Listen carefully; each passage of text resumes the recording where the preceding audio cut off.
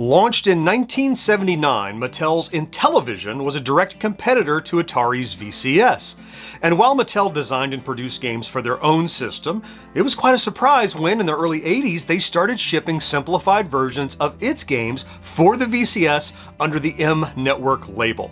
And now here, 40 years later, following the announcement that modern-day Atari has acquired a great many of those M Network titles, what better time to run down and rank every VCS game ever released by M Network?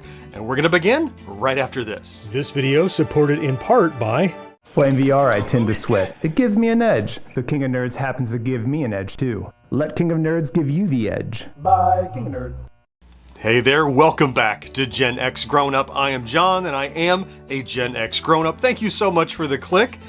With third parties like Activision and Magic making money hand over fist with their Atari VCS titles, it's hard to blame Mattel for wanting a piece of that pie.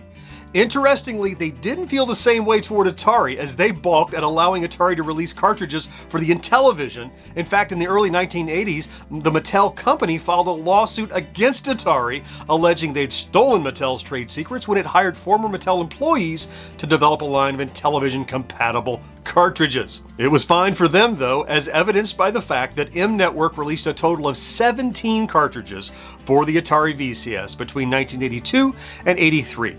Now, as is the norm for my tier ranking videos, I'm going to do my best to not judge these games based on modern sensibilities, but rather through the eyes of little Johnny, a little 10-year-old me. What would my impression of these games be after talking my parents into buying one during our regular shopping trip to the mall, for example? Look, we have plenty of ground to cover, so let's get after it, starting alphabetically with Adventures of Tron. Adventures of Tron is obviously based on the Disney film Tron. In each level, you're introduced to 4 floors with bits scanning back and forth and enemies working their way down in a zigzag pattern. You need to navigate the floors and collect all the bits while avoiding enemies. Now, you can drop down a floor at any time, but those elevators seem to only work when they want to, or so I thought until I actually read the manual. So you must cross over that center I/O beam in order to recharge the elevators, and then they'll work for you. This prevents you from just riding it to the top and forces you to cross the screen each time. Adventures of Tron is fine, and while later levels do introduce things like tanks that can shoot at you, it really doesn't change the game all that much, but as I said, it is fine, and it's a B. Moving right along alphabetically to Air Raiders. Now, Air Raiders is a simple aerial dogfight game and starts out pretty meh. You tap the button to start your plane down the runway and then pull up to take off. Now, here's where the meh ends and the startlingly rewarding combat game begins. You're given a finite amount of fuel and ammo. Ammo, of course, is the number of shots you can take, and fuel use is variable and makes sense. Flying level consumes fuel, climbing consumes more, and diving consumes less. You can land at any time, but unless you've taken out the 10 requisite enemies, landing's going to end your game. If you have met your quota, though, landing refills your fuel and ammo, and you can take off again. These systems combined result in a game that not only delivers fun action, but also a strategic component that prevents you from just mindlessly hammering on that fire button. Graphically, Air Raiders could have done with some more polish, but the underlying game provides the kind of tension you want from a dogfight game, so I'm going to give Air Raiders an A. Up next, Armor Ambush. Now, this is M Network's answer to the tank portion of the Atari launch title, Combat. But unlike Combat, there are no variations such as biplanes or jets, just tanks, which is fine, though you can add things like ricocheting bullets with the left difficulty switch. Now, like Combat though, this is a strictly 2-player game. If you don't have a buddy to play with, there's nothing interesting really to do. The concept is pretty cool. Across a variety of different maps, you go 2-on-2 against a competitor. Each player is given 2 tanks on screen, which drive like you'd expect, but pulling back will toggle control to your other tank. So one of your tanks is always a sitting duck while you're using the other, and that's the strategic element. When to switch tanks, where to position them, and how best to ambush your opponent. When one player wins a round by destroying the enemy's 2 tanks, you move on to the next screen and go again. Repeat until someone loses all 25 of their tanks. Additional thoughtful mechanics include terrain affecting speed and damage from friendly fire. With the right opponent, this, like any game, could be a blast, but being purely objective, it can get a bit monotonous, so I'm going to give Armor Ambush a C. This next game, I feel kind of dumb for thinking so ill of it for so many years, but I finally come around. I'm talking here about Astroblast. And once again, reading the manual reveals so much more about these games than is immediately evident at face value. Think of Astroblast as a mashup of Space Invaders and asteroids. You're a ship moving across the bottom of the screen, but instead of aliens, space rocks are zooming down toward you. For added variety, you can control your ship with the joystick or the paddle, with the paddle being preferred since it allows for zipping quickly back and forth on screen, and you're going to want to do a lot of that. Now, of course, shooting the rocks gains points, and getting hit by one loses a ship. It's easy enough to just dodge the rocks and wait for your shots, but here's the problem. Every rock that you don't shoot deducts points from your score. That means you've got to take risks and be aggressive to shoot down as many as possible, or any score you've accrued will start ticking down. Add to this the progressive addition of special ships, and now you have a fast-paced, high-score thrill ride of a game that belies its simple outward appearances and will keep you mashing that game reset button again and again in an attempt to beat your high score. Astroblast, for me, is an S-tier game. Moving now into a couple of arcade ports done by M Network, the first of which is Bump and Jump. Now, Bump and Jump is not a racing game. If you treat Bump and Jump like a racing game, you're gonna have a bad time, okay? Like the arcade game it's based on, Bump and Jump is a high-speed demolition derby. You want to destroy every other car on the road by either nudging them into the wall or jumping and landing on them. Different enemies have a different mass, so some cars are pushovers while others are like trying to shove a tank. On top of that, the terrain will mess with you. Sometimes the bridge is out or the road splits, requiring a lightning reflex jump at the last second to avoid going in the drink. Bump and Jump looks pretty low frills. Is that car really just a skull and crossbones? Yeah, it is. But the mechanics hold true to the arcade game, plus, using the TV type switch, you can turn off that monotonous chiptune to allow you to focus on the road. So Bump and Jump is gonna get a B. The next arcade port is Burger Time. You control Pepper the Chef making giant hamburgers, or maybe you're a tiny chef making normal hamburgers? I was never sure. At any rate, the ingredients are spread across a multi-level map and you need to walk across them to drop them onto the plates below. Complete all the burgers and complete that level. Now, of course, you must dodge all the enemy food, eggs, pickles, sausages, that are for some reason trying to stop you from building burgers. Your only defense aside from clever dodging is your pepper shaker that can temporarily stun the enemies. That's all fine and remarkably well translated from arcade to the VCS, including decent renditions of the game music. What's not well translated though is the control. Getting on and off ladders requires frustrating precision, and a death is determined purely by collision detection. So even if a pickle just touches the very tip of your little chef's head as you round a corner, you're dead. And it's pretty slow. The graphics look unfinished, though there are multiple levels, and the aggravating control problems take what was on the way to being a faithful port to instead having all the fun of playing with a busted joystick. The main thing Burger Time has going for it is how slow it runs, so you actually have a chance. I'm gonna give Burger Time a D. Up next is Dark Cavern. I think it would be easy to dismiss Dark Cavern as your typical maze run and gun, and while it is a maze run and gun, I think there's enough extra stuff going on here to warrant a second look. You navigate your man, he's literally called Man in the instructions, through the maze, dodging or shooting enemies and collecting ammo. The extra strategic twist here is that not every enemy can kill you, so deciding when to run versus when to shoot and spend a precious bullet makes a difference. There are blobs that can steal your ammo, and spiders who bite and temporarily paralyze you. And while you can shoot them, they're worth 0 points, and this only serves to get them out of your way. The primary opponent are the roaming robots, and they also have guns. To top it off, they can even fire a shot after they've been killed, so you can't stay in their line of sight for long. Now, none of this makes Dark Cavern amazing, but it's probably better than you thought it was. It certainly is better than I thought it was. I'm gonna give Dark Cavern a B. Up next, we're headed to the pond with Frogs and Flies. Frogs and Flies really gives me the feel of Activision's fishing derby, but with frogs instead of fishermen and flies instead of fish. You and a friend, or the computer if you don't have a friend, are both vying for the same flies that buzz back and forth across the pond. On easy mode, this is a baby's game, but on standard difficulty, you can change the height and trajectory of your frog, control when his little tongue zips out to catch a nearby fly, and you can even fall in the water if you don't plan your jump properly. There is something so satisfying about eating a fly in the instant before your opponent is about to that I'm sure it led to plenty of shoulder punches back in the day. The graphics, while blocking as you might expect, do a pretty good job of conveying the frog pond environment, and rather than a timer, the sky gradually darkens until the day ends and one of the flies buzzes across with a "The End" sign. Frogs and Flies kind of only does one thing, but it does it pretty well, so I'm gonna give it a B. Now, here's the part of the video that most of you skip over because I'm asking you to visit our merch store for your support on Patreon. But this time, I want to give you something for free. More entertainment. Did you know that GenXGrownUp releases a brand new audio show every single Thursday? The GenXGrownUp podcast is an extension of the YouTube channel where we discuss and review contemporary games, tech, media, and toys, but also devote entire episodes to dig deep into nostalgic Gen X topics. VHS, Saturday morning cartoons, MTV, movie rental stores, novelty records, BBSs, one-hit wonders, Captain Kangaroo. Look, if it's Gen X related, we cover it. So you can subscribe anywhere you listen to podcasts or right on our website at genxgrownup.com/pod. Plus, it's free. Did I mention that? So why not give it a try? Okay, let's get back after it with international soccer. Now, this is for sure a stripped down soccer game. Directly from the manual, it says, no offsides, goalies, throw-ins, corner kicks, goal kicks, timeouts, or overtime.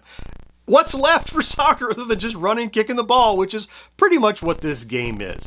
Now, control feels good considering the limitation of the Atari, and it seems to auto-switch somehow to the right player all the time. I never felt like I was out of control. Passing and shooting just seemed to feel right. Now, international soccer is only a two-player game, so having fun is dependent on having the right person to play with. I know that's true of many, many games, but this one especially, it's a sports game with no computer AI. Now, this is the first game we'll talk about that has a weird and documented glitch/feature that is seen in a lot of M-Network games, and that is if the guy you're controlling is falling behind, if you let him scroll off the back of the screen, he will reappear on the opposite side of the screen to allow you the opportunity to tackle or pass or steal or whatever it is your little guy is trying to do. It's kind of weird, but it's kind of cool too, and it makes up for the limitations of how many players you can have on screen. Though I'm not a soccer or football fan myself, I had a great time playing international soccer, and I'm going to give it a B. Now, if you were wondering if Kool-Aid Man was going to make this list, oh yeah, it is. Kool-Aid Man was originally only available via mail order by sending in UPC symbols from Kool-Aid containers. In the game, the Thirsties are stealing water from your swimming pool. Not great to drink chlorinated water, but whatever, they're Thirsties. You've got to catch them when they're drinking from the pool with their straw because they're vulnerable then. Gameplay is pretty fast-paced and makes good use of a full-screen gradient to provide more colors than you typically see on a VCS game, plus a great Kool-Aid Man smashing through the wall scene to start your game off. If you touch a non-drinking Thirsty or any of the walls, you'll go bouncing around out of control. And if the screen is full, you can bounce around for a while, losing precious time and pool water. Periodically, Kool-Aid ingredients, W for water, S for sugar, and K for Kool-Aid will appear, and if you grab one, it's like a power pellet, making you double in size and invincible for a very short time. The greater value of the ingredients, though, is that grabbing one will add a bit of water back into your pool. If you can defeat all the Thirsties, you'll advance to the next level, but your pool doesn't refill, so the game really is all about catching those ingredients to keep adding water back into your pool. For a pure product placement game, this is kind of not too bad, but it's still not amazing, so I'm going to give it a C. Up next is Lock and Chase. Lock and Chase is a pretty standard Pac-Man-esque puzzle game. You're a robber navigating a maze, collecting gold bars and avoiding the police. The gameplay is quite smooth, but the sound is nothing special. The key differentiating factor in Lock and Chase is the titular locks that you can drop behind you. Vaguely like Mousetrap, where you can modify the maze, your robber can drop up to 2 locked doors behind him, forcing a pursuing policeman to turn and getting him briefly off your tail. That's pretty much it. Collect gold bars and the periodic Pac-Man fruit-like bonus boxes until the screen is cleared, exit out the top, and repeat, but slightly faster. So I'm going to give Lock and Chase a C. This next game, though? Look, M-Network developers were given the initiative to try to do some games based on other Mattel properties, so obviously, Masters of the Universe. And I don't like to spoil anything in a tier, and I don't like to censor myself, but this game. Masters of the Universe would like you to think it's a two-screen combo of Chopper Command and Earthworld. But in reality, it's just a frustrating exercise in futility. In the first level, you're He-Man on his flying jet ski trying to make it to Castle Grayskull. Along the way, bad guys fire illogical bullets upward at you that sometimes track you and sometimes don't, depending on when you last reversed your ship. Plus, you got these flying asterisks that are trying to wreck you. After what seems like hours of that, if you haven't thrown the cartridge across the room before making it to Grayskull, you're greeted with this double wall level where Skeletor is shooting at you, like Skeletor does. But he's not the threat. It's these irrationally fast, moving slidey wall things that will bonk you back to the left side of the screen more often than I care to remember. If you do finally catch Skeletor, you are treated to the best part of this whole game, a still of He-Man with some music.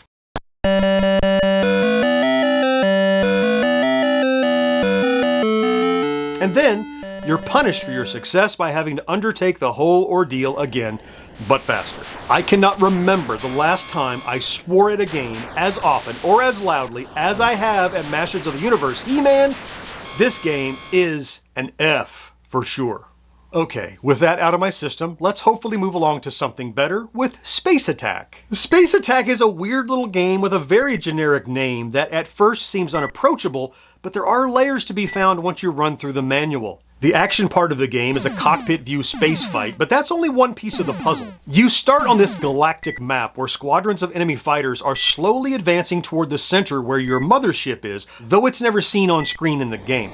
With a combination of button and joystick codes, you deploy your own squadrons of fighters to intercept the bad guys before they can launch an attack on your mothership. In other words, kill the bad guys before they get to the middle of the map.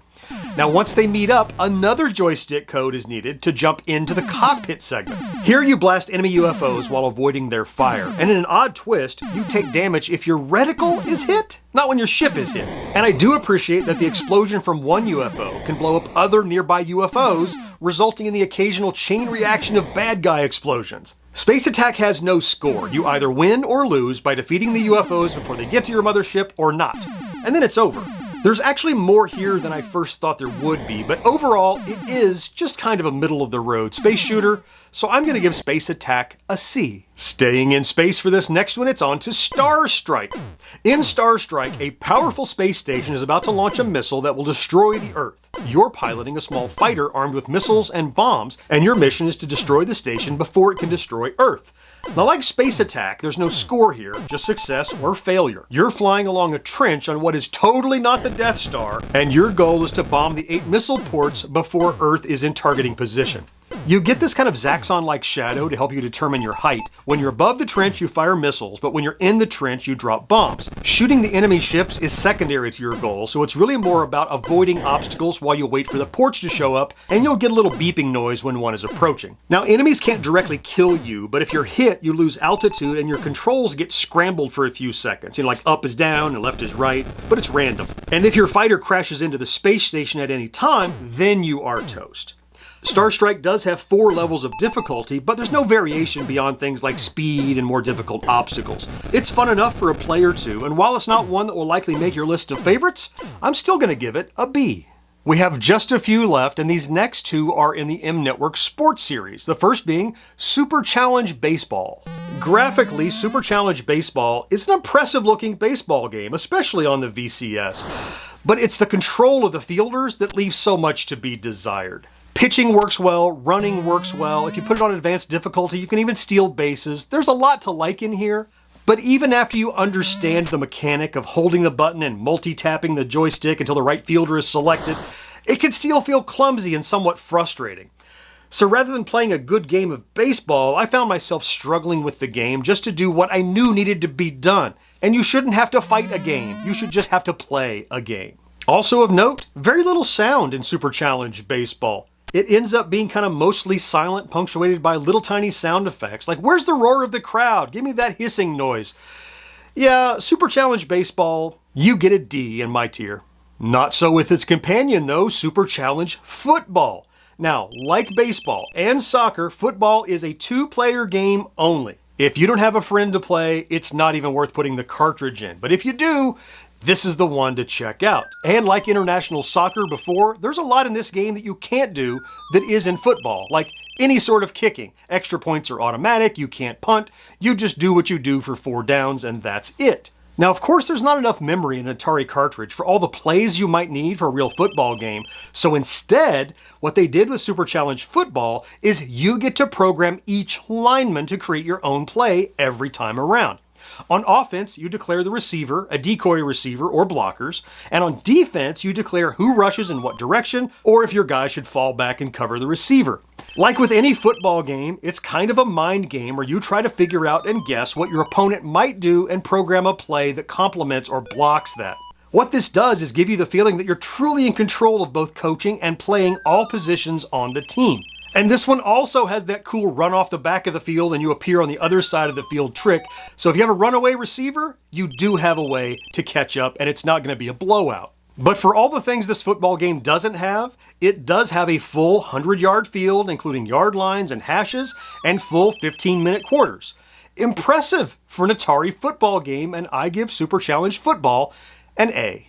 Just one more. We started this tier off with a Tron title, and we end on a Tron title with Tron Deadly Discs. This is essentially a 1 versus 3 arena battle between you, Tron, and 3 bad guys. Your goal is to defeat all the bad guys by throwing your identity disc at them, and it boomerangs back to you whenever it hits a wall. If you can defeat all the on-screen bad guys before more spawn, then you'll move up to the next scoring level where the bad guys are a different color and worth more points. Now, you can only have 1 projectile on screen at a time, but good news, your enemies also have 1 projectile collectively among them. So as soon as one guy shoots, the others are not going to shoot at you until that disc hits a wall, which means it's never terribly challenging. Now, one thing about this game that I never understood, but I do now because I finally read the manual, is those boxes that are on the wall that surrounds the arena. Those are actually locked doors, and if you shoot them with your identity disc, it opens them. And if you can get 2 open on opposite sides of the arena, you can walk through them like a teleport shortcut. I'm glad I know this now, and while it is an interesting twist, not once in my play did I find that using this shortcut offered any sort of tactical advantage. Once you get hit 5 times, Tron de-reses, also known as dying, and it's game over. So Tron Deadly Discs is okay, not as good as the other Tron title. I'm gonna give it a C. Now here's our completed tier, and I don't know about you, but this is almost exactly the visual representation of my memory when I think back to M-Network games and my overall impression of them. Almost everything in the catalog is a decent, middle-of-the-road game that's enjoyable but not earth-shattering, and then you have just a few outliers that exceed or fall way short. While maybe not the Rockstar line of games from other, better-known third-party developers, M-Network put out a respectable collection of games during their short run. So I've done my part, and now I hand it over to you. Please do sound off down in the comments and let me know how I did. Surely there's a title or 2 that I ranked way outside of what you would have. Please tell me which ones and why our opinions differ. I'm genuinely curious. The comments section of these tier videos are some of the most fun for me. And in the meantime, for your convenience and to feed the algorithm, I'm going to throw some links over my shoulders here and here to some previous ranking tier videos I have done. I certainly hope you found something to enjoy in this video, and I cannot wait to talk to you again next time. Bye-bye.